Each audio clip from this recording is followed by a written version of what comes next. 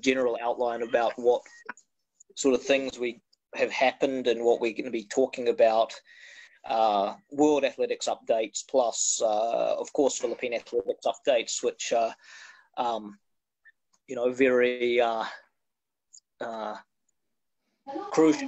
very crucial, considering that we're in COVID at the moment.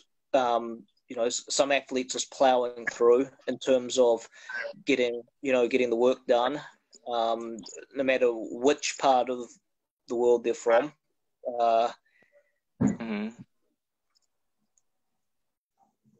Yes, okay. We're still running in 3, 2, 1. Okay. So we're back again on Facebook after the second part, ladies and gentlemen. So okay, so here we are with your updates. Andrew, take it away. Okay, so yeah, as Ernell said, this lady here, Natalie Rose Uai, has just tied the Southeast Asian record. So it was noted in the newspapers that she's, that she broke her own national record, but I really felt that, she deserved a hell of a lot more credit than just saying that she broke the national record. She actually equaled the Southeast Asian record. The Southeast Asian record was held by Kanisa Chumchundi of Thailand, and I believe that she is a Chumchundi before Natalie is a 2 or 3 times SEA Games women's pole vault champion. So the jump of 4 meters 30 on July the 16th at Piedmont, which was held at a makeshift setup that one of the top athletes had just happened to have a pole vault pit in their backyard and invited some of the country's top athletes to come and join. The performance. So this is a deadly triple for Natalie, what I like to call a deadly triple. She's equaled the Southeast Asian record. She's broken her Philippine national record of 4 meters 25 that she set when she won the SEA Games. And, she already has the Southeast Asian Games record. So she's pretty much nearly, she's claimed 2 records outright, and she's tied 1 record, which, if she goes for 4 meters 31, then she won't be sharing that record with Kanisa anymore. So the Olympic qualification is still a while to go, and she was, in her interviews she gave with Runner's Space, Natalie was very, very adamant that she has a chance to qualify. She knows it's a long way. She knows it's a long shot. So she needs to leap that 470, which is a 40 centimeter improvement. Luckily, I think it goes well for Natalie, the fact that the Olympics got postponed, because if the Olympics wasn't postponed, then, she wouldn't have qualified. But now she's got more time to hit that standard. So, even though it's a tough standard, I'm not saying it's completely out of the question, but, it worked well for her and some other athletes that the Olympics did get postponed, because, she wouldn't have hit it if the Olympics went ahead at the normal time, but now she's got more time to qualify. Okay, next slide. Next slide, one moment. Okay, so coming tomorrow, Legends of Track and Field, the story of Simeon Galvez Toribio, one of our only 2 Olympic bronze medalists, way back in 1932, the closest Filipino athlete who has ever gotten to a world record at the time. He jumped 2 meters. The world record was 2:03. The Philippines' greatest ever field event athlete in athletics. And from 1925 to 1936 was the best high jumper in the Philippines for 4 of 11 years. So his write-up and video will be coming out tomorrow. Next slide, please.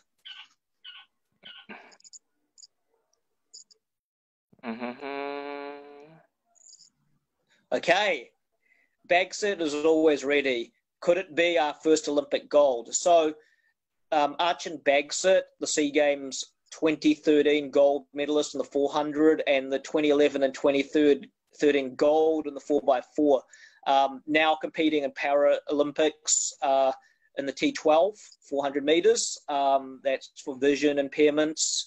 Yeah, there's he has the potential to be the first Olympic gold medalist. The T12 was won in 2016 in 48.57. Bagsit has a PB from I think about 5 or 6 years back of 46.88. Still very capable at the moment with to be able to run in the 48s, maybe even the 47s. He's only 30, just turned 30. 400-meter qualifying is 50 flat. He should easily be able to sweep under that. 100 qualifying as well is 10.98. He's ran 10.6 in his early 20s. There is like with para athletes, for non-para athletes, they get 10 million if they win an Olympic gold. For para athletes, they get 5 million if they win an Olympic gold. But I think that, if Bagsit does manage to win his event, then I think that we can call that the first gold medal that the Philippines has, ever won in track and field in the Olympics, because we haven't won a gold in anything, not even in para yet. So if Bagsit pulls off a win, I think that we can count that as our first ever gold medal. If he gets up to that sort of achievement. Anyway, next slide. One moment. Yeah. Okay, and rounding off, so we go from Philippines athletics news to world athletics news. This guy, Michael Norman, better known as a 43-second 400-meter guy, he's just ran 9.86 in the 100 meters in one of the first meets, and this is the first time he's run the 100 meters in 4 years. He's the only man besides South African world record holder Wade van Niekerk to go sub 10, sub 20, and sub 44. In retrospect, we thought Eric Cray was a fast 100-meter runner with 10.25, but this guy, Rai Benjamin, who's the teammate at University of Southern California with Michael Norman, he's just run 10.03 for the 100 meters, and he's a 400 hurdler as well. I think the second or the third best of all time, even I think ahead of the performance of the great Edwin Moses. He's run 47.02, I believe, is the time of Rai Benjamin, and Moses was about 47.14 or 47.10. So, Rai Benjamin is ranked ahead of the great Edwin Moses in the all-time lists. So, it goes to say that, there are 400 hurdlers now approaching that sub-10 barrier. I don't think any 400 hurdlers ever broken 10, but, compare Benjamin's 10.03 to Cray's 10.25. 10.25 is a blistering fast time for a hurdler, but 10.03 is just, it's just an extraordinary performance. Yes, that would be nice. Yeah. Yep. So just the next slide. I think this is our last slide now.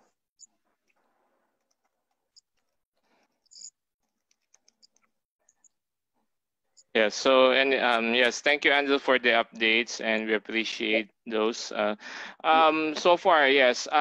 Again, ladies and gentlemen, it will be very interesting August for each one of us, because we have great lineup for you this August. Again, anytime soon, Peresh of the Department of Track and Field will discuss about long jump from the University of Physical Education here in Hungary. And also we're working, then we will give you a very good coverage of the 2020 Gyulay István Memorial, because in Székesfehérvár in Hungary, because to give you who will be coming for the Gyulay István Memorial, which is one of the best international athletics competitions in Hungary. I will tell to everyone who will be coming. So it will be Daphne Skippers confirmed her participation in the Gyulay István Memorial on August. So Pedro Pablo, Copelio Alexis, and who else? So those So those people are coming for the Gyula István Memorial here, in Székesfehérvár in Hungary. Yeah. So yes, Daphne Skippers confirmed that she will come. Yeah. Anything else? And recently Anastasia also. I think she is now top leader in long jump. Anastasia, yes. Okay. Can you there's just one more slide in that presentation. Can you just flip to the next one? I think the next one is the last slide. Okay, one moment. Yeah, it's more of a okay. So yeah, just rounding off our slides, some other awesome articles on pinoyathletics.info, talent identification and loyalty, the influence of alcohol on athletic performance. So that's like a abstract to a peer-reviewed article about, you know, how alcohol consumption, how it affects athletic performance. Yeah, so just remember to visit our website, bookmark it for future reference. A lot of evergreen material that, you know, it's not just read once and throw away type material. It's got a lot of evergreen content which can be, you know, referred to like a lot of the time. So www.pinoyathletics.info, and follow us on Facebook, www.facebook.com/pinoyathletics. Yeah, okay, buddy. So okay, so yeah, again, thanks very much okay, to our so guest, Titus, Coach Saturnino Salazar, Titus, and everyone else who tuned in today. I think that is all we have time for. Yeah, okay. Thank you. And okay, we end our broadcast on Facebook.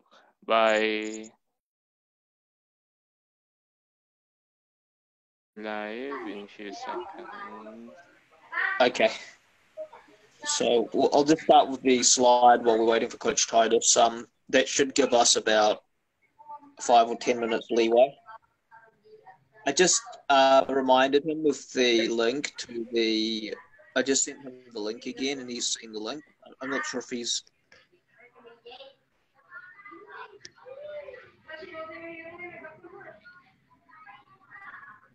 Yes, one moment. Okay.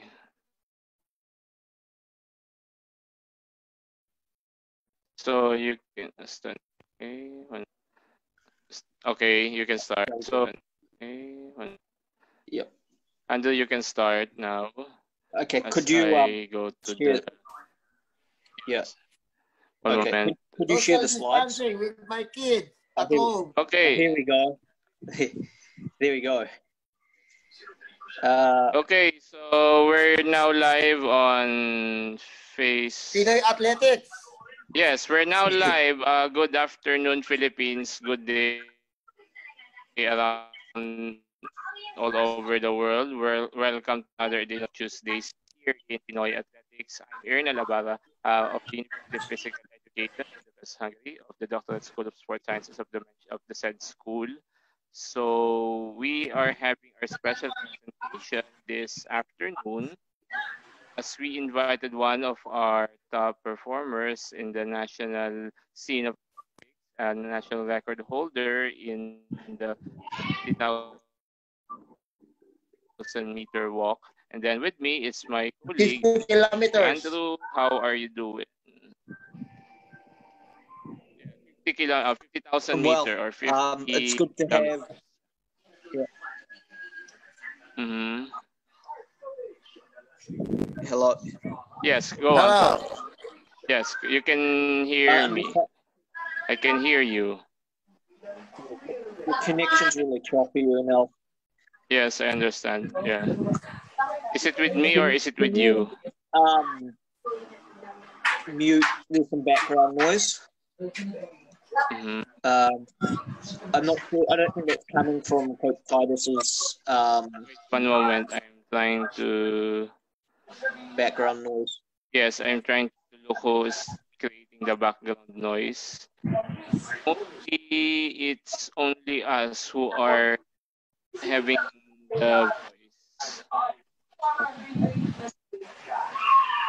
I think it's Coach Titus is yes. Our buddy.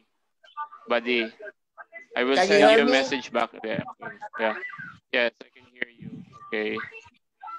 Okay, so Okay. it's Pico Lee Huki and John Oliver Abiag joining us, and also we're now live on Facebook. So, Yeah. Coach Ty, if you can hear us, say greetings first to our 23,000 followers on Facebook.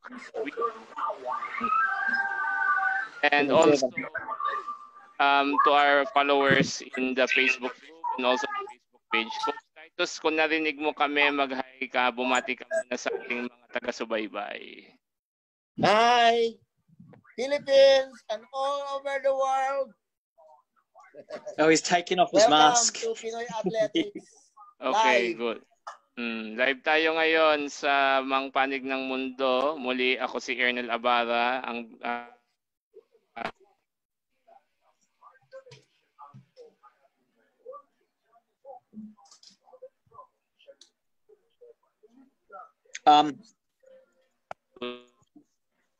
Okay, so we'll just start with Coach Titus, and we'll do the updates afterwards because the updates were just there for emergency, just in case we needed some more time. But obviously, since Coach Titus is here, we should obviously appreciate his time that he's put aside to talk with us today. So I'll just start with some questions that I have prepared. So, okay, so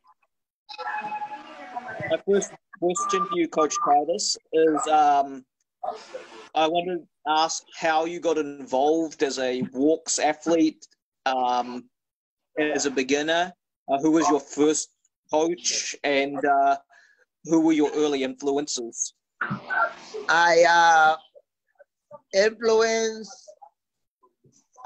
mainly those young athletes, and I coach my first athlete, the person of Melinda de los Reyes, Melinda Manahan de los Reyes, Okay. who hold the Philippine 20-kilometer record. Yep. Okay. Yeah, I was going to ask about athletes you've coached, but my initial question is, as I understand, you were originally an athlete yourself as a walkathon. Yeah. My question is, my question was, what age did you start doing walkathon? Who was your original coach, and what inspired you to take up that particular event? Yes, it's the legendary Benjamin Silvanito. Oh, okay. So he also coached the walkathon. He's the one who recommended me to try walking. Yep. Then he mentored me. During that time, we were training with Felizardo Sardenia, Robert Raquiza, me, and Jimmy Gomez. Jimmy Gomez. Yeah, Jimmy Gomez. And, yep. We were the first athlete during the time of 1990 when Philippine Sports Commission, the birth of Philippine Sports Commission, the transition from Gintong Alay to Philippine Sports Commission. Yeah, those names are familiar. I think Sardinia still has the junior record in the 800. That name just sounded very familiar. Anyway, I was talking with Mr. Ignacio D, and you might have a little bit of a laugh here because he said at the 1985 National Open in Surigao, there was a Korean walks judge who warned you walking on bended knee. But your opponent was not warned because he did it far from the official. I finished third. I finished third during that time. And Mr. D said since then, Salazar and I call each other Bended Knee as a reminder of what happened in 1985. Yeah. So in 1985, I'm presuming you were quite young back in 1985.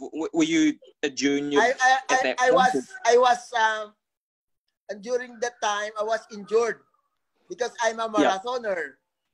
I ran. Yeah. I also ran in the college track and field from 800 to 10,000 to 42 kilometers, and I was injured during that time.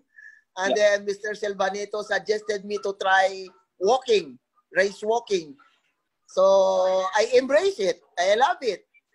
During my first competition, I finished third place at the Palarong Pilipino. And that's an open door for me. And I was recruited for the military.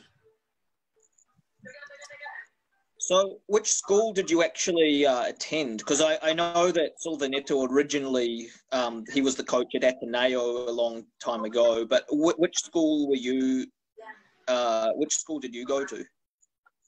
I was in Iris, state college in Nagtahan. Eulogio Amang Rodriguez Institute of Science and Technology, or IRIS, that's my in alma mater. Sampaloc, Manila. Yeah. Is that in Manila or whereabouts? You said it right, Arnel. It's near Pasig River between PUP and University of Manila. And Malacanang. Yes, it's near the gate of Malacanang. So it's just at the back of PUP. So as well as being the coach at Ateneo, was Mr. Silvanito also the coach at that school as well, when you were in school? No. It's Mr. Mamisao, our coach during that time. Yeah. Oh, okay. Okay. So, like, as in, you started obviously, I'm presuming in the 80s. Was it the early 80s when you started doing the walkathons? And during that time, during the 80s, it's Sammy Lianyo and Rustico Cabagua. Yeah. Were the national champion during that time. They were the top. Sammy Lianyo for the 10K and Cabagua for the 20K. And okay, so like if you started in the 80s, so how long was your athletic career as a walkathon? When did you actually retire from race walking? When did you officially? When I was enlisted in the army, then that's my event for the Philippine Army. Besides marathon. Yeah. And during that time, there's no race walking in the colleges, university, or the squad. There's no walk there. So I ran the 10,000 meter run, and from 800 to 10,000. Yep. So, up until what age did you participate in race walking? At 23, 22 to 23, I started the event at that during that age. When did you actually retire from? When did you retire from race walking? Pardon? What year did you retire officially from competitive race walking? I competed my first championship was during 1988. Yep. International championship. Yeah. International meet. Until 2000, 88 to 2000. What year did you take up coaching of race walk? When did you start coaching of race walking? I'm guessing it was while you were still an athlete, or was it after you had finished being an athlete? Yeah, at the army, I influenced Manuel Oyao and Jimmy Gomez. Yeah. Manuel Oyao was also a national game champion. Manuel Oyao. Yep. So was that the first athlete you worked with? Yeah, Manuel Oyao. During 2000, 1990. 1990. So that's the first athlete you coached? Melinda Manahan. Melinda Manahan. Okay. Yeah. So Melinda on the Manahan. topic of Melinda Manahan, I remember you telling me regarding how you discovered her. It was a very interesting story, and you said that she was a national athlete in another sport. Yeah. And then she switched over to race walking. Yeah, and that was the recommendation of Narciso Dasigan, Coach Iso. During that time, Coach Iso, yep. Iso is the coach of IFU. And then yep. She asked me help to coach Melinda because Melinda wanted to pursue her college education. So during that time, Melinda was an harness player. And during that time, there's no harness in UAAP. So I introduced Melinda to race walking. Yep. And that was history. So when, Melinda, being very used to being an Arnis player, I mean, how old was she when... How old was she when she, started race walking? I'm guessing, I don't know. Okay. So at the short span of training, because of her discipline, because she's very interested, she was able to compete and win second place. Won the second place in the PNG, Philippine National Games. Okay, so I can imagine with Manahan being very used to doing Arnis, what was her initial reaction when you asked her if she wanted to try race walking? Just because she wanted to pursue her college education, so there's no choice. Okay, so she felt she'd give it a try. Okay, so it's my turn, buddy. So, Coach Tayo, tanong lang para sa ating mga kasama online. Yeah. Nung natapos ang career mo sa sa race walking, ano yung nag-motivate sa iyo una? Sabi mo ngayon, kinoach mo nga si Melinda Manahan. Pero sa ngayon, sa tingin mo, ano pa yung yung tatlong bagay kung meron man na sa tingin mo yung dalawang bagay na pinakamasayang mo nag-coach ka? Hindi ko maintindihan. Pakiulit. Please repeat. Sabi ko, Coach, ulitin ko. Ang tanong ko, magbigay ka ng at least dalawang bagay na bright moments mo bilang coach aside dun sa binanggit mo kay Melinda Manahan. Ano pa sa tingin mo yung nakapagpapay sa'yo bilang coach? Yun. Yung hindi mo malilimutang experience. Yeah.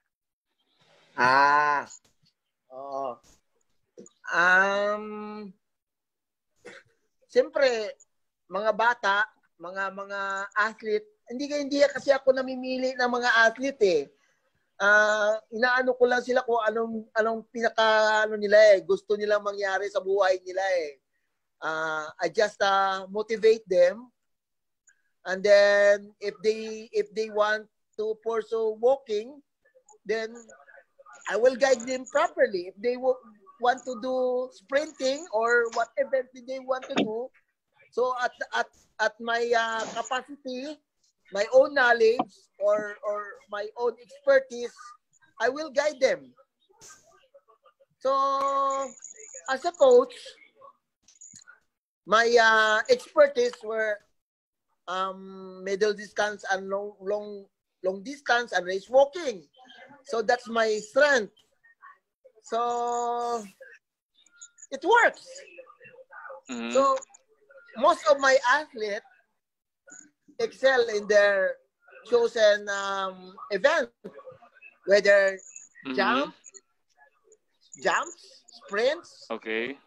long distance or middle distance, or even throw.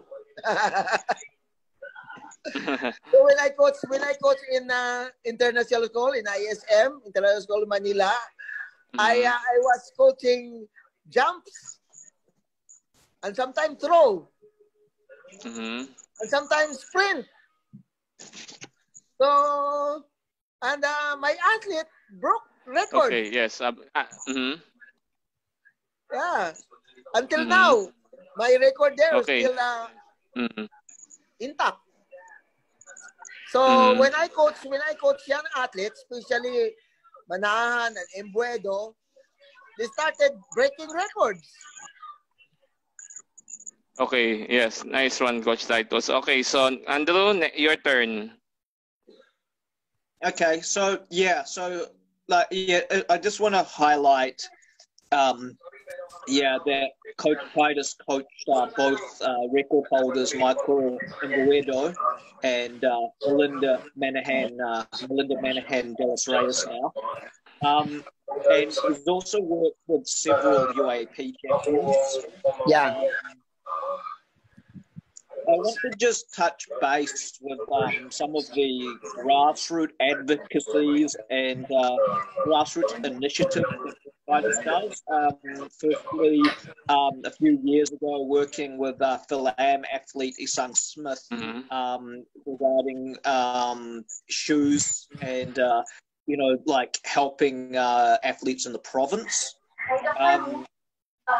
If you could tell us a little bit more about that, Coach, your advocacies that.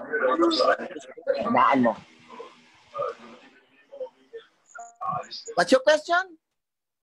Sorry, I just said I was just highlighting that not only are you coaching walks, but you have several provincial advocacies in place, like shoe collection. I remember a few years ago you worked with the Philam athlete Isang Smith, getting shoes for athletes and like helping support provincial athletes. Could you just tell us a bit more about that initiative and some of the provincial projects that you've done? Yeah, that's a motivation to lure athletes, especially those in those athletes who cannot afford to buy shoes. So because of my friends, they donated their pre-lab shoes, and also a charity from Australia helped us to donate shoes. Mm-hmm.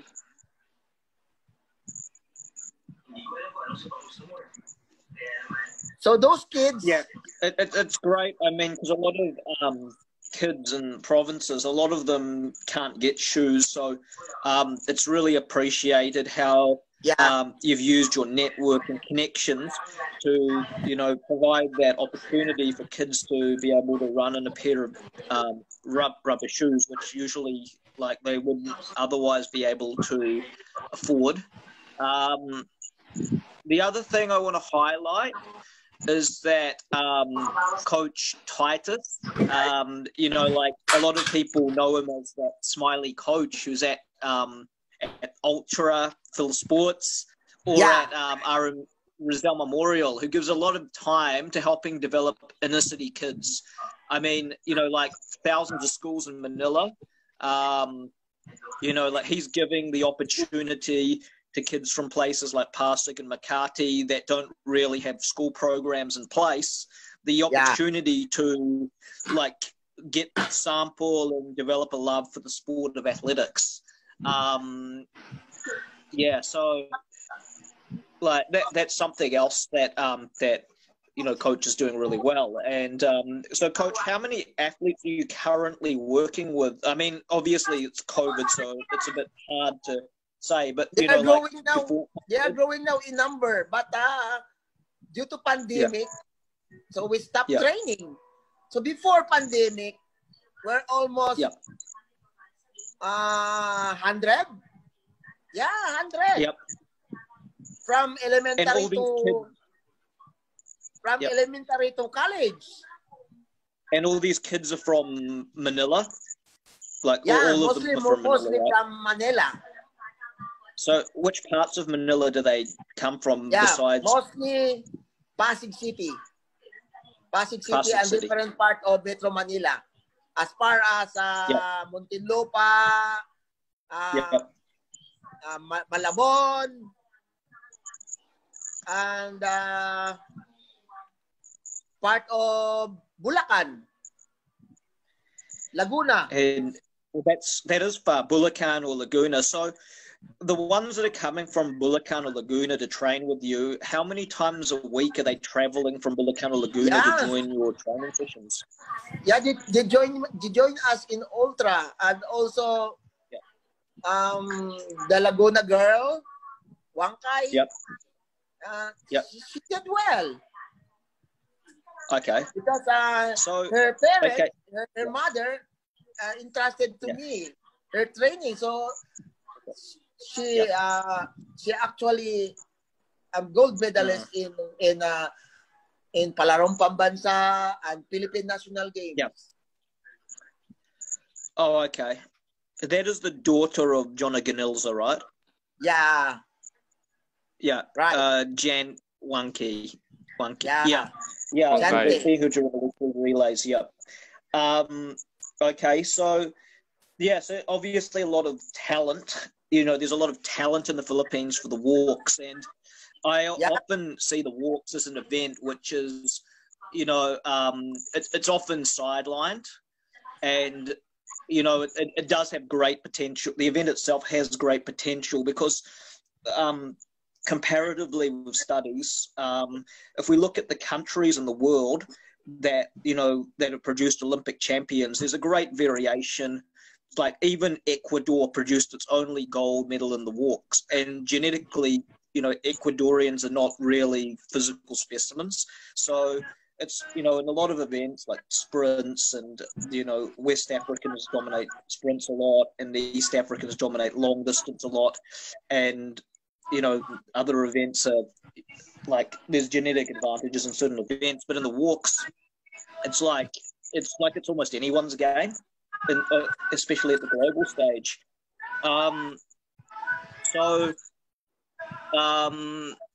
understand that, you know, the walks, it's been a while since, you know, we've been represented in the Southeast Asian Games by walkathoners. I mean, by my calculations, I think it must have been Melinda Manahan back in 2005, perhaps, or am I mistaken? And there's been a more recent entry in the walks. So in 15 years, there's been no entry in the SEA Games in the walks. What do you see in regards to the future of the event in terms of development for our athletes in the walks? At present, we have a lot of talents, especially those athletes who came from me. There's Alana Halagenia, Wangkai, and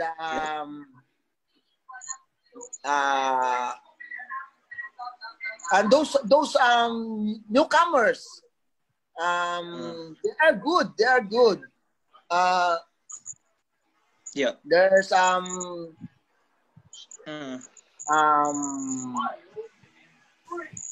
Maki Stoya, Yeah. and also Carlos Demos. They're good. Okay. Well, they are the future of race walking. And the problem is with the federation. Yeah. They are not in support or in support of how to improve or how to develop. That's not their priority. Okay. With walks, that's the main problem today. Unlike before, that there's balance in development. They give opportunity for walk and other event. But now, I don't know what's happening now. They only concentrated on very few and their lab event, and they are not trying race walking.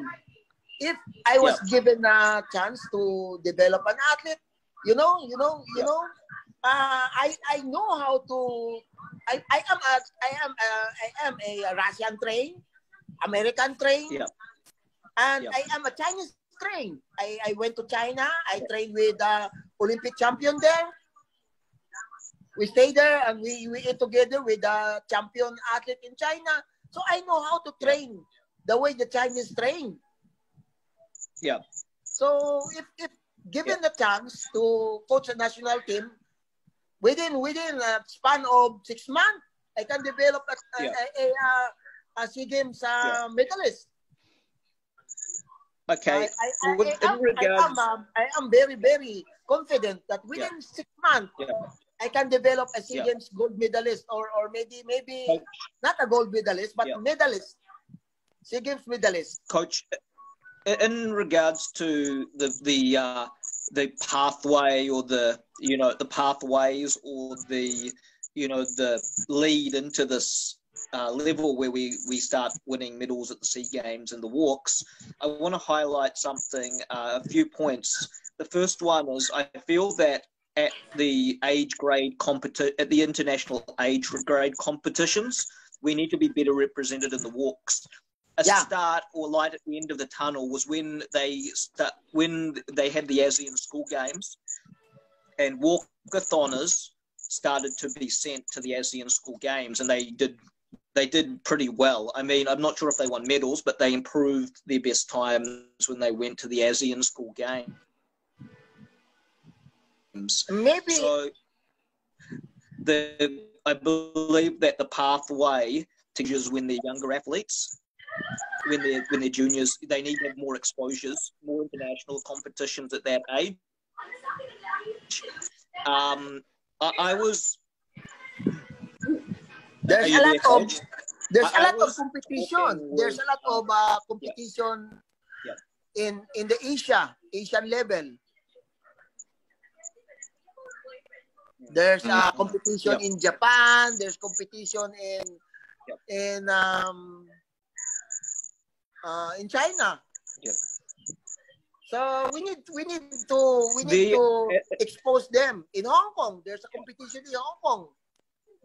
Well, Coach, as I mentioned to you before, I was in consultations with the Visayas, one of the Visayas leaders in sports, Noni Lopez, regarding events that for like Asian age grade meets and that we should be looking at. And we did come up with the walks as a area in which there is a lot of room for growth in the walkathon events. But I did point out that it's very important for events like walks that these athletes get good competitions when they're young. Like they get some international exposures. So then they build their race experience. I mean, the reason why I say walks is because all the other events have really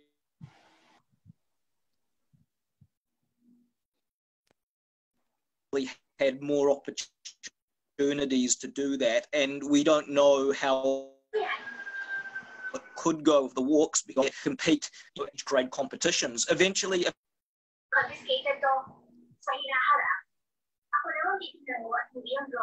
I think there's a background noise, Coach Titus. yeah, grade comp. They eventually will, that will event later on.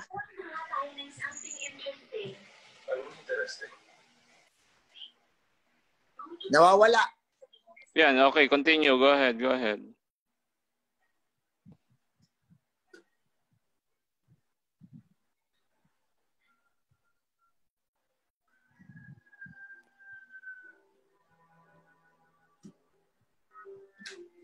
Hi.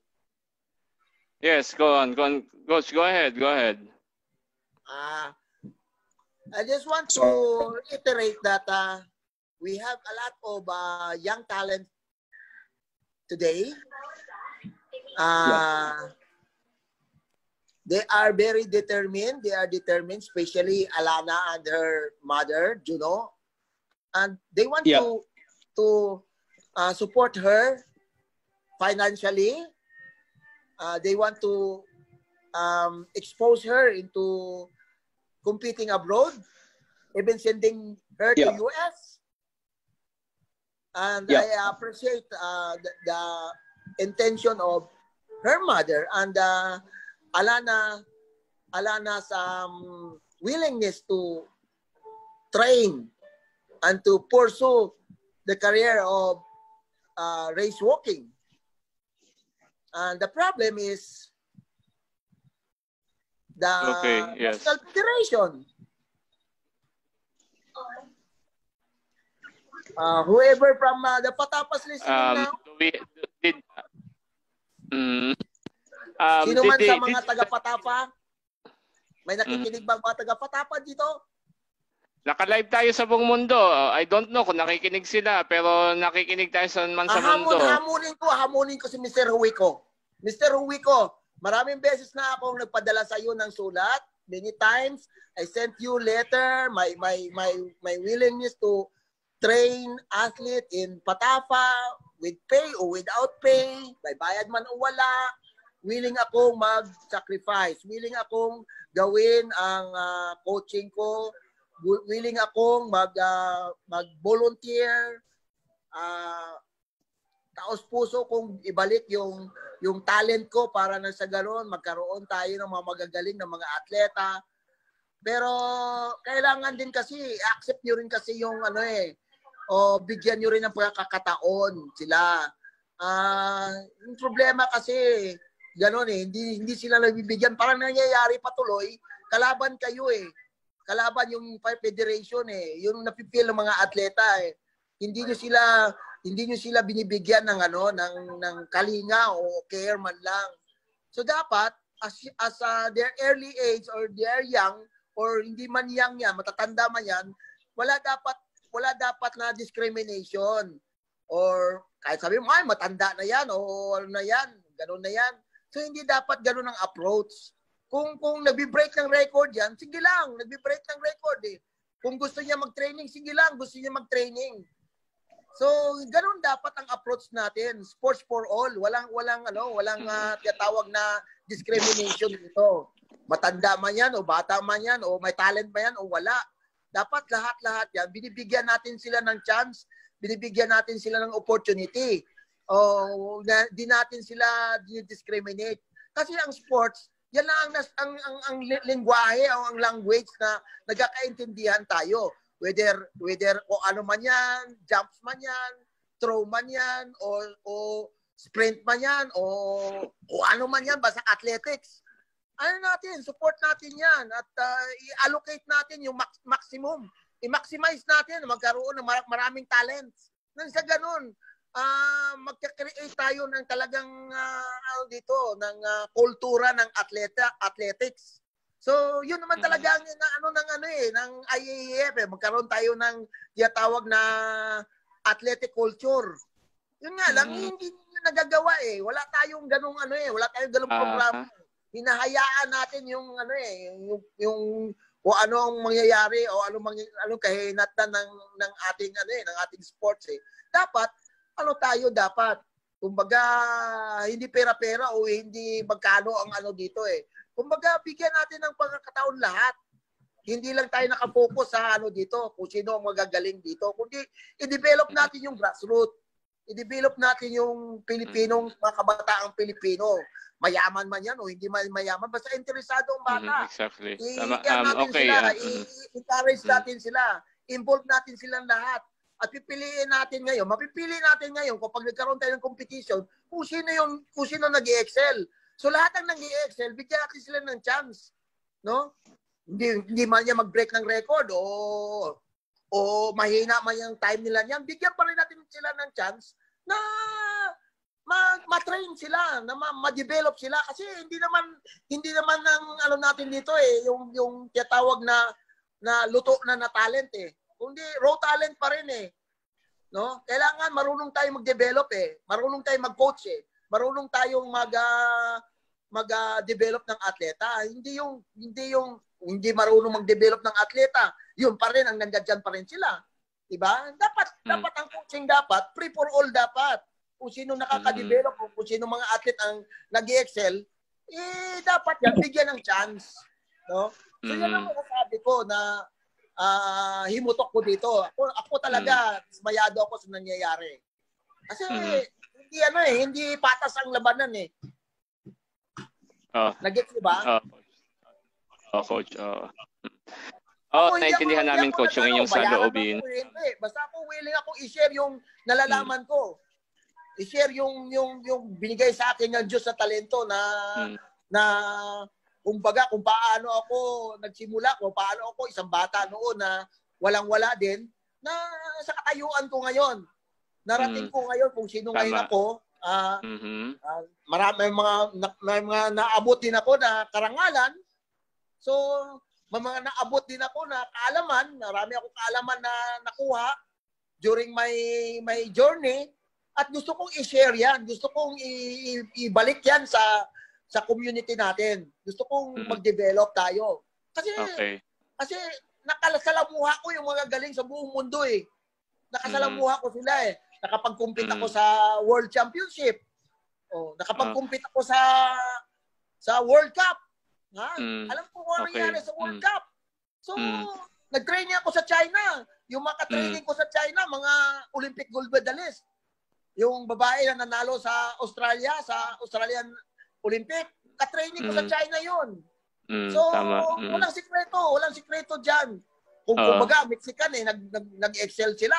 Bakit? Hindi ba natin kayang mag-excel din dyan? Kaya din natin.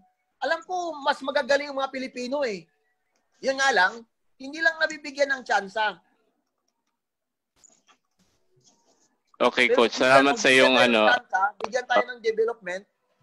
Bigyan ng pagkakataon. Makakarating tayo dyan. Kaya natin marating yan nagagawa rin yan ng natin ng grassroots natin Bakit si AJ Obiena o bakit nagkarating siya siya ang unang ng Pilipinas kapag qualify sa Olympic Kaya din yan. Bakit di ba kaya natin? Kaya natin yan. Yun nga lang, kailangan bigyan natin ng pagkakataon lahat-lahat. At simulan natin sa bata. No? Bata pa dapat i-train na natin. Hindi yung late ng development.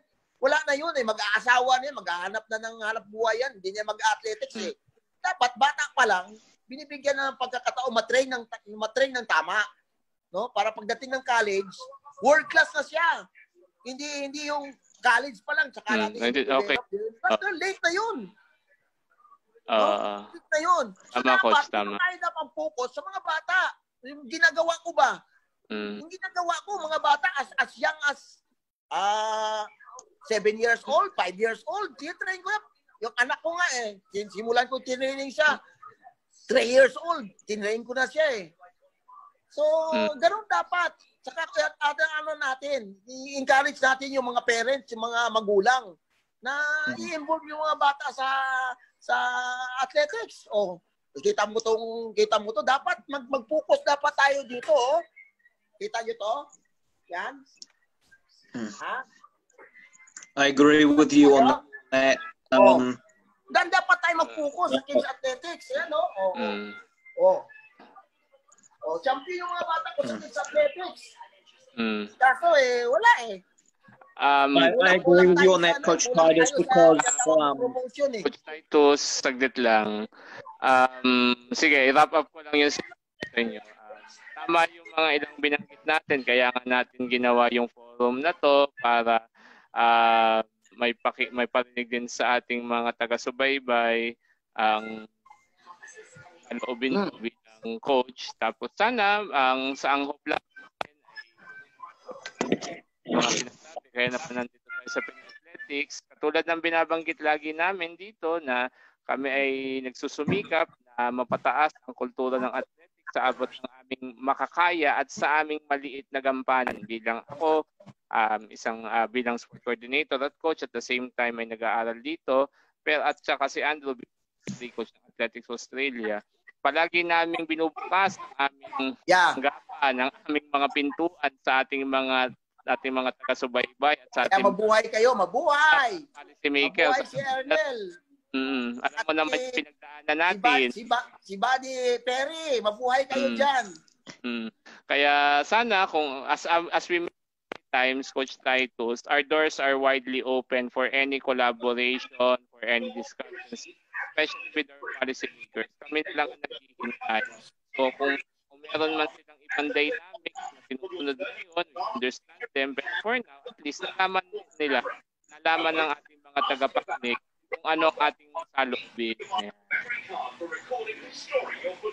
Coach, naka-background ng matakas yung yung voice yata dun sa Kung sino man po yung naka-background yan. Okay, Andrew, your turn, Andrew. Yeah, I was just going to say, I agree with Coach Titus in essence where he says that, we have this misconception regarding, like people's understanding of early age specialization. I mean, look, for example, EJ Obiena, perfect example. He started, I've known the guy since he was really young. I mean, he started, playing around and trying pole vault when he was 6 years old.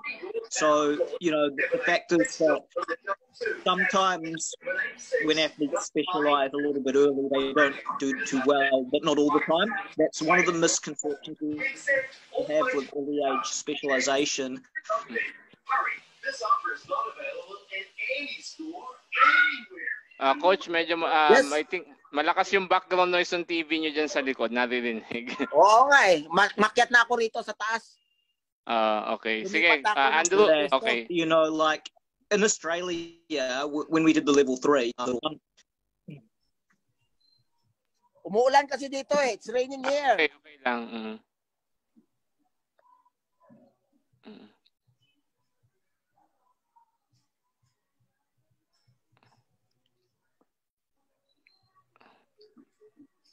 Continue.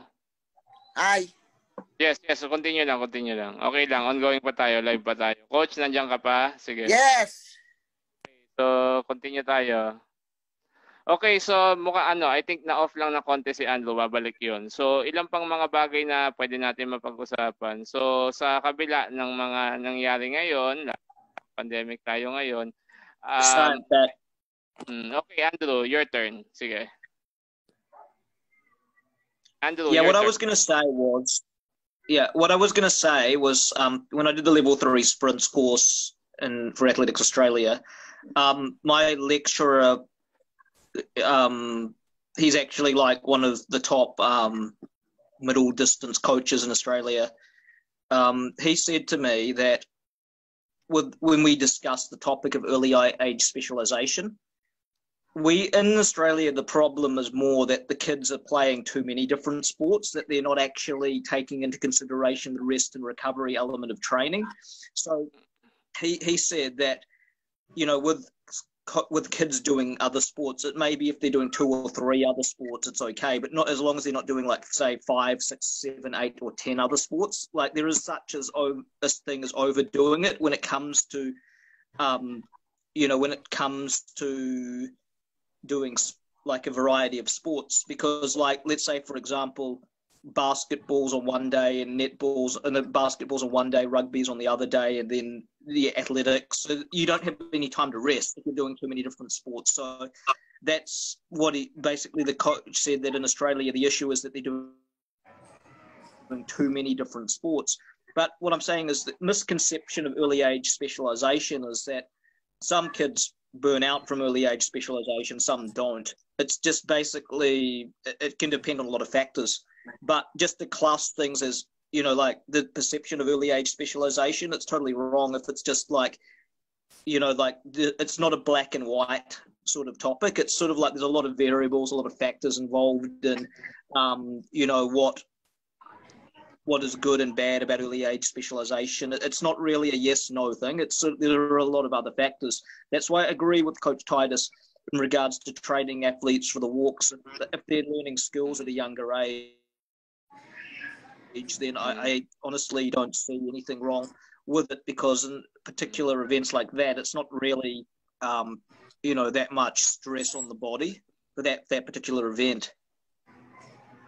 Yeah, exactly. So anyway, anything? Like with the example of EJ, he was 6 and he was doing pole vault, and you know, he was 14 and 12 or 13. He was doing pole vault. He was doing hurdles a bit, but he loved pole vault. So, you know, like he always, you know, he did other events as well, but I don't think he played any other sports, but he did hurdles and other events, and he mainly did pole vault because he loved pole vault. And at the end of the day, that's what, with kids, that's the important thing, is that if they want to really specialize in something and they really love doing it, then I don't see, you know, really how you can stop them from wanting to do that. It's good. Same with the walks. I mean, if Coach Titus finds kids and they really love to do walks, then let them walk, because that's what they want to do. Yeah. Correct.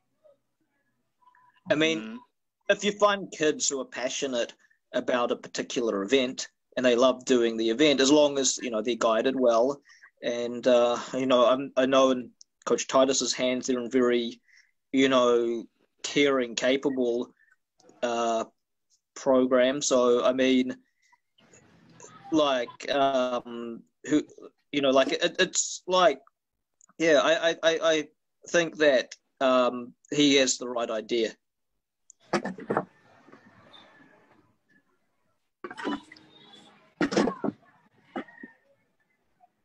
Yes. Okay. So, anything else, Coach Titus? The problem in the Philippines here, no? Because of the pandemic, na-stop lahat eh. Wala nang training eh. So yung mga bata, hindi pwede silang lumabas. Are your athletes doing home workouts, or have you modified training a bit? Because, for example, I'll share some ideas. With some athletes I have in my group, they're not able to train because obviously all the track ovals are closed. Yeah. But like, even if they can't get out on the road, I've been giving middle distance runner I've been working with, I've been letting him ride. You know, like he's got an exercycle at home.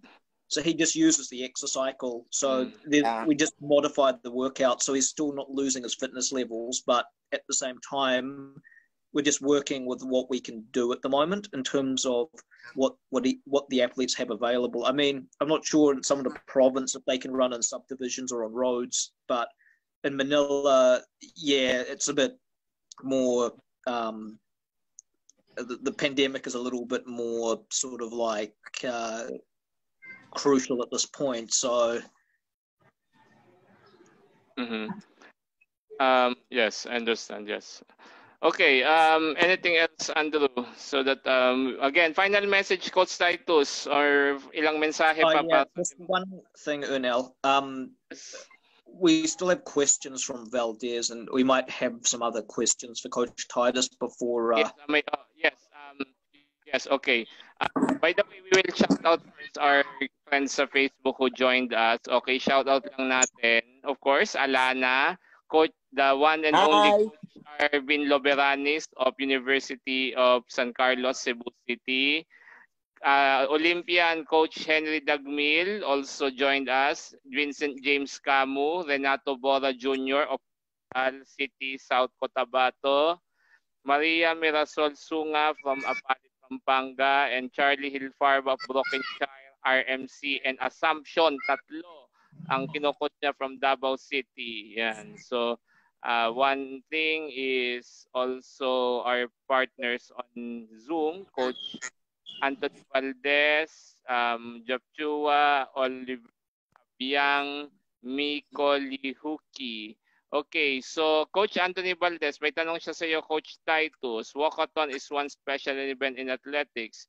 As one of the best coach in this event, what are the special techniques or training you give to your athletes to be a best race walk athlete? Yeah. Number one is loving the sports.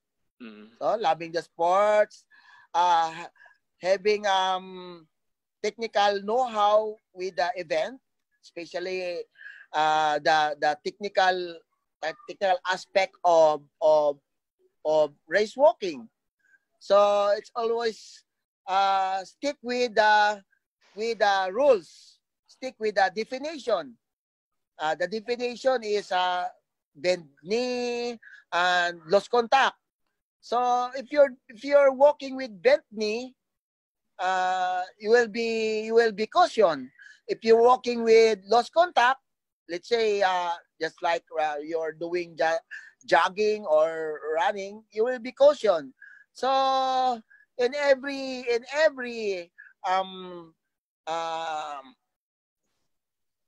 breaking of the rules, you will be cautioned. So when it's a caution, it's not a disqualification. It's not say that you're out of the competition. So judges will show you caution for bent knee, caution for loss of contact or lifting. So the coach or those who are interested to take the sports of race walking, you should know the basic rules. You should know the rules, because in walkathon there's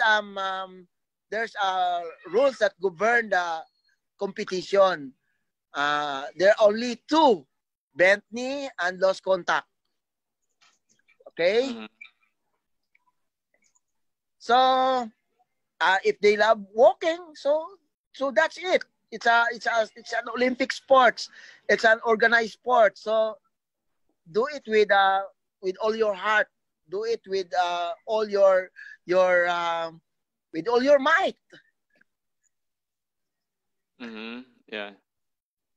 I have another question. So that's it lang. That's it lang, Mr. Valdez, no? Ano lang, observe nyo lang yung bent knee and lost contact.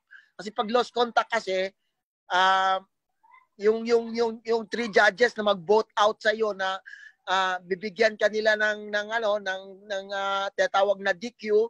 Pag DQ ka ng three judges, out ka na sa competition. Pero may bagong rules ngayon, no? May bagong rules ngayon na hindi ka disqualified, no? Pag nagkaroon ka ng 3 ngayon, kundi ka lang, ipi-freeze ka lang for 30 or for 2 minutes, no? Ipi-freeze ka lang for 2 minutes, and then after that 2 minutes period na ka sa tatawag na penalty ka, na penalize ka, then pwede ka mag-continue, no? Pwede ka mag-continue, pero 2 minutes ka na wala sa iyo. So kailangan kasi i-train yung bata ng tama at the beginning. So technique will come first with rules and regulation, with definition o tinatawag na implemented rules there, no? Kailangan kasi alam natin kung anong rules ng bawat competition So doon natin ngayon i-develop yung technique, no? Pag alam na natin yung rules, So, develop your technique. Madali naman ang technique na yan kapag alam mo yung competition rules nade-develop naman yan ng bata. So, continuous doing it until such time na namamaster na niya namamaster na ng bata yung movements, namamaster na niya yung paano lumakad ng mabilis na naaayon doon sa sinasaad ng definition ng race walking. No? So ganun lang naman 'yun Bawat event naman may kanya-kanyang rules and regulation yan, may mga rules yan So dapat alamin natin yung mga rules ng bawat event. Okay, yeah. Okay, I hope I hope we answer your questions, Coach Anthony. Yes, buddy. Sorry. I think Miko Lehuki put his hand up. I'm wondering if he wants to ask Miko a question. Lehuki, do you have any question? Hi, Miko.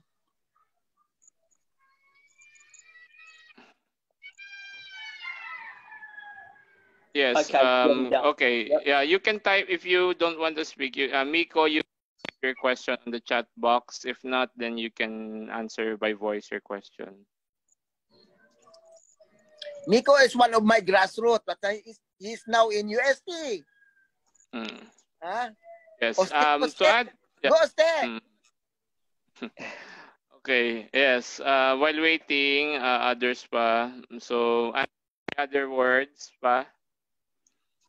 Again, shout out ko lang uli ang ating mga kasama, Coach Charlie, Mirasol, Vincent, Renato, Henry, Arvin, and Alana. And we're thankful, by the way, full house si Alana sa ating broadcast. Hi, Alana! Buong nanonood sa atin. Live tayo. Yan. Actually, ito, i-announce natin. Yes. Okay. Firstly, ask some question. Okay. So, I would like to ask if there will be a future in race walking, specifically a specialized competition. So, of course, Andrew or Coach Titus, yes. I want to add like an example of what the Singaporeans are already doing with their race walking. So obviously I have a look at what the other Southeast Asian countries are doing first initially, because they're the closest to us in terms of similarity. But what the Singaporeans do is they're frequently having road race walking competitions. And for example, when they have their the equivalent of the Milo or the fun runs or whatever, they are incorporating race walking into the program. So not only is race walking, not only do race walkers have competitions in Singapore, but they also, like, race walking is actually being made, it's been given some exposure to the general public as an event which they can try out to keep fit. So the Singaporeans have incorporated race walking into their road running programs already as part of the road running program. So, for example, they'll have a 21K, they'll have a 10K, they'll have they might have I don't know if they have a marathon, not all the time. Yeah. They might have a 5K run. They might have a 5K or a 3K or a 10K road walk road race walk to go with that as well. So, like, that's a suggestion. I'm not sure if it'll be picked up, but like that's one way to do it, because at track meets, it doesn't seem that they're able to fit them in. But like in road racing, like we have a lot of road racing in the Philippines. I don't see why we couldn't put road walks in. Yes, I believe it's a matter of introducing more race walk in other events that aside from the usual staple meets that we have here in the Philippines, As you went to Blue Knights during our season 4, we are thankful that you joined us. Is it season 3 or season 4 yon? That we always make sure that we at least include 2,000-meter walk so that athletes can still have a chance to train and also to be exposed in their respective meets. And I believe that's also the thing that we should always also consider, to build more events. Let our coaches and our sport coordinators learn the skill of organizing. Kasi coaching is not only teaching the skills, it involves also how you manage yourself, your team, and also the systems that you need to do. Kasi hindi pwedeng ang ituturo mo na skill tapos maituturo mong skill pero lang yung exposure ng atleta mo. So, saan pupulutin yung atleta mo? I think yun yung dapat ano nating mindset, mga kaibigan. Magte-train tayo para sa development, hindi para mag-champion ka. Kasi proseso yan eh. And of course, living example si Coach Titus ng konsepto ng proseso at ng pag-achieve ng excellence. Hindi winning. Yung ma-achieve mo, yung pinakamahusay at pinaka-the best mo. Kasi yun yung dapat, sabi mo nga Coach Titus kanina, kailangan kasi malinaw sa atin kung ano yung gusto nating marating. Of course, kaya nga lagi namin pinaparating sa Pinoy Athletics na dapat ay bigyan natin ng pagkakataon ang lahat na makapagbahagi ng kanilang nalalaman, kaisipan, pananaw at magkaroon tayo ng mahusay na pagpapalitan ng mainam na mga bagay-bagay tungkol sa kung anong pinakamainam sa athletics sa Pilipinas. Kaya nga habang tayo nandito ngayon at nag-aaral at nagkakaroon tayo ng pagkakataong makasalamuha ang iba't ibang mga coaches ng athletics, lalo ng race walk, ay sana tapos ang pandemya, sabi ko nga sa ating mga kaibigan, kung sino man ang willing dumayo rito sa Europa, ay willing nating samahan. Of course, kailan mamasahe. Pero willing namin ng aking makakaya sa aking private at personal na capacity. Diyan sa Europe, very popular ang walking dyan, race walking. Oo. At actually, Coach, ito, masasabihin ko sa ating mga taga-subaybay, sa 2021 or sa mga susunod na season, yung isa sa malaking race walking competition sa Czech Republic ay nakausap na natin. Sabi nila, anytime kapag ready na tayong sumali ay sabihin lamang, hindi lang ngayon sa taong ito sa susunod na taon because it's preparing for the European race walk. Ito, papakita ko yung nakasali ako diyan sa Podibrady. Sa Podibrady, di ba? Yan. Diyan sa Czech Republic, sa Podibrady, nakasali ako diyan. Ayan, ito ang sinasabi niya na sa year 2021 ay hindi posible pa dahil may European Championship. So yun ang kanilang priority. Pero sa mga ibang mga events, sasabihan tayo ng mga organizer ng Podibrady sa Czech Republic kung saan tayo pwedeng sumali. Kaya nga, yun ang sinasabi natin mga kaibigan na mamuhunan tayo. Hindi lamang mamuhunan muna tayo. Hindi pwede yung aani ka, mag-expect ang aani ka ng malaki pero hindi ka naman namumuhunan. Tapos ayaw mong mamuhunan dun sa mga ibang bagay. That's what Andrew is saying. You're putting all eggs in one basket. You're always saying that, buddy. It's a matter of how many baskets that you're having so that the chances of hatching and also at the same time producing more yield is better. Yes. So yun yung ang gusto nating masabi mga kaibigan na we should always try to put on kasi lagi natin of course I'm not saying that the usual meets Palaro, UAAP, NCAA and National Open are okay. No doubt on that. They are institutions. But I'm saying is if we build more events, if we build more communities, if we build more excellently organized events, then we will find something. Kaya yun yung ginagawa namin. I hope na marinig din to ng ating mga tournament managers. Then Titus, itong gusto kong although pardon me kung sabihin ko to, sana sa mga susunod na event, gawin nila na hapon o gabi ang main event. Kasi tingin mo coach, bakit gawing dapat hapon or gabi? Ikaw tatanungin ko muna. Para maraming manonood. Yon, unang-una, dapat maraming manonood. Sinong manonood ng alas 6 ng umaga, di ba? Atleta lamang. So sana sa susunod na palaro, makonsider nila yan, especially kung may ilaw stadium. Ang nangyari kasi, unfortunately, napupuntang ibang resources natin sa pagpapaganda, pero yung mismong management, dapat doon natin tutukan. Yun yung sana natin. Kaya nga nung kami pumunta sa Tagum, nung before ng year kayo pumunta sa amin sa Davao, talagang pinag-usapan namin ang Davao del Norte and they're generous enough to do of the 100 and the 200 of the Blue Knights Track League October 2016 at 8 p.m. Twilight night. Yes. Yeah.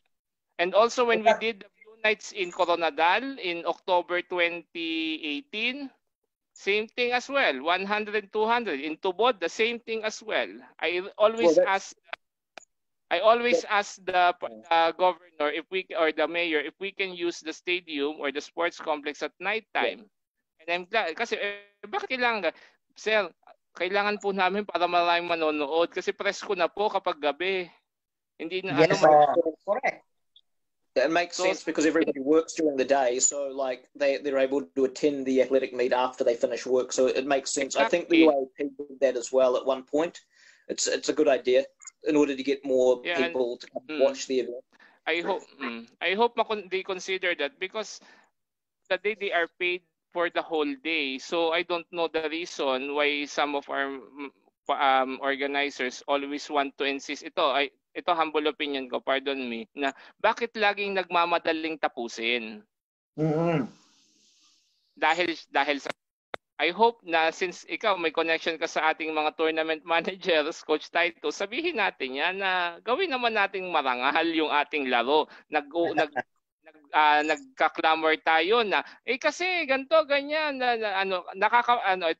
ito opinion ko lang, nakakasawa na lagi na lamang niro-romanticize yung kahirapan at yung pagpap ng atleta. Hindi mo naman, ikaw bilang tournament manager, hindi mo naman binibigay yung pinakamahusay at yung pinakamagandang pag-oorganisa. And I hope makita nila yan. Unang-unang factor, yun sana maging challenge natin. Kung sino man tournament manager, I'm sure kilala mo siya, ang ating tournament manager, na gawin nilang hapon. May ilaw naman ang stadium, hindi naman, di ba? Yun. So Andrew, that's only what I'm saying. Excellence in everything that we do, whether in training, coaching, culture, and of course, the systems, ladies and gentlemen. Hindi na ako magbabanggit because again, as we mentioned in Pinoy Athletics, we always open our doors for collaboration. Ang binabanggit yan most of the time. Andrew? I agree with all that. What I was getting to the point was, the thought just came to my mind that, like walks is kind of like an outlying event in athletics. It's sort of like pole vault, because pole vault probably shares the same kind of status as walks. It's not really an event that everybody does. But what did pole vault do to promote itself? I mean, they started having pole vault competitions in malls and that sort of, and in other places. And I think that a good in model. Zurich, they have it in the train station. Yeah, exactly. They brought the event to the people instead of expecting the people to come to the event. They brought the event to the people. And, I think in walks as well, if they can somehow bring the walks into the road running programs, it will be of great benefit to finding new talent for that event. And also, like giving race walkers more opportunities to register the qualifying times for meets, especially if these road running events, if the courses are going to be certified, then they may as well just certify the walk distances as well. So that way, it gives the athletes more competitions, more exposures, and more chances to qualify for international meets. That's true. That would be the easiest way to do it, because sometimes it's really difficult to fit a 20-kilometer race walk into a one-day athletic program. Say, for example, the weekly relays. That's a one-day program, so it's very hard to fit a 10 or a 20-kilometer race walk due to the amount of time it takes, and considering the weekly relays is only a 4-hour program to be able to fit that in. But what I'm saying is what would be more feasible, of course, you can have walks at nationals and UAAP and other events, but what I'm saying is in order to have more frequent race walk competitions, they would have to be brought into road racing, because in weekly relays you can't have a 20 or a 10K race walk because there's not enough time in the program for it to come about. I mean, in the weekly relays, they have a 3 or a 5K race walk, but 3 or 5K in the SEA Games, it's 10 or 20 kilometer race walk. So you have to run a 10 or a 20 kilometer race walk to qualify for the SEA Games in the 10 or the 20 kilometers. But if it's on a road and it's measured, certified measured, then I'm sure that would be, for a qualifying standard, that would be the right conditions. as long as the course is certified by, you know, somebody who's, I don't know, IAAF accredited. Mm.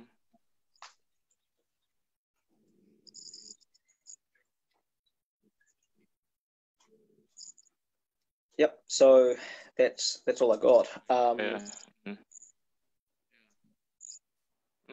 Anyway, so I think once we're done, I'll just end with the, you know how I did that PowerPoint at the start, like with the updates. We can just end with that.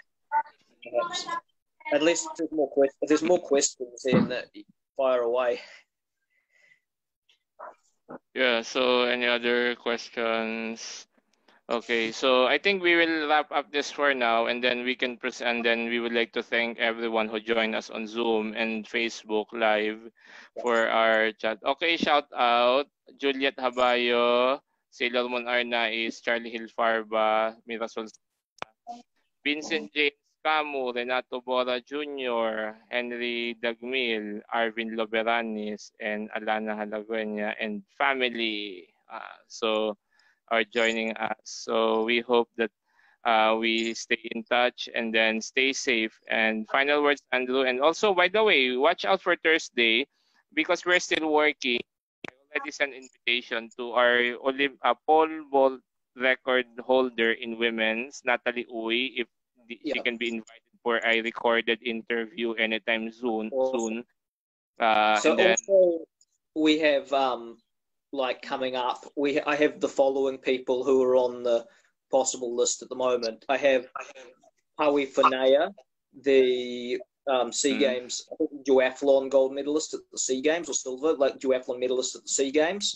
I have Rogelio Onofre, the Philippine record holder, former Philippine 100-meter record holder for 45 years, 1962 Asian Games silver medalist, and 4x1 gold medalist at 2 Asian Games. I have Coach Tony Benson, who may be joining us at some point. Yeah, so I've got these 3 coming up at this point. I haven't got exact dates. Ernell, at the end of this presentation, I mean, I guess if they have, you know, if the guests in the room, if they need to be somewhere else, it's okay. After just keep the live and keep the Facebook Live and the recording going, because I'm just going to finish off this track talk, which has been, you know, nearly an hour and a half now. I'm going to finish it off with the updates, because actually in my updates it does have a little bit about Natalie Uy, which I think would be a good lead-in for our next discussion.